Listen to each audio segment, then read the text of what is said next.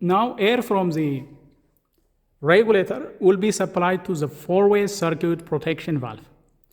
The four-way circuit protection valve, as the name indicates, it will protect the remaining circuit. If there is a failure in one of the circuits, for example, it will protect those circuits that are functional. It will disconnect power supply to the failing circuit, and it will allow continuous pressurized air supply to the functional circuit. That is one function. The other duty of the four-way circuit protection valve is it will distribute the incoming air from the regulator to the different circuits. For example, right here we have one line going to one reservoir. There is another line coming to another reservoir.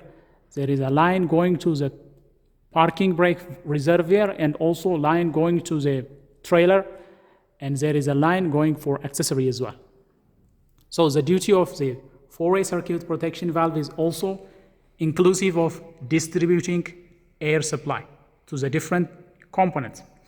Now, when we see how it is connected, as we have discussed in a previous video, line 1 will indicate input.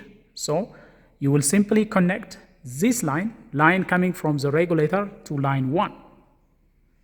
This right here is line 1. You can find it, the numbering, you can find it somewhere, but it is numbered number 1.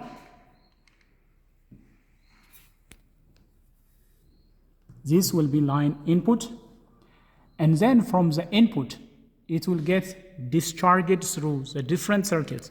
Output will begin with 2. Right here we have 21, and on the upper side we have, right here we have 22.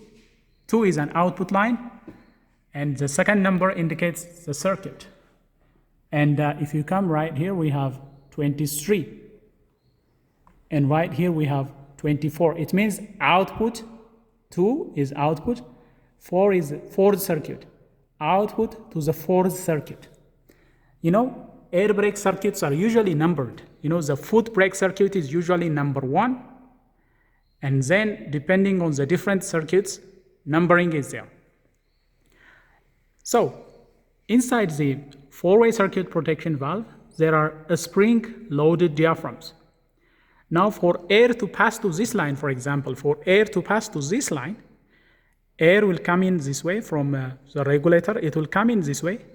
It will push the diaphragm that is being acted by this spring. There is a spring internally. It will lift that diaphragm, and only then it will get passage to this circuit. So compressed air, when pressure is greater, it will open the circuit, then it will pass to this circuit. If the pressure on the lower side is smaller, it will be closed by a compressed spring in here. There is a spring that is pushing the diaphragm down. It will be closed by the spring force. So only when the air pressure is greater than the spring force will air pass from this filling line to the reservoirs. This is a protection function. So it will protect compressed air from leaking back from the reservoirs. So compressed air will not be leaking back from here due to a spring-loaded valve in here. If one of the circuit is failing, for example, it will close that circuit, and the rest of the circuits will operate. But the operating pressure will be somehow reduced. If previously they were operating at 12 bar, for example, now it will start operating at a lower value. For example, it can operate at 8 bar pressure. Why so? If there is a leakage right here, for example, if this line is disconnected somehow, immediately as the valve opens, there is a high pressure leakage, and that will cause the spring to snap close.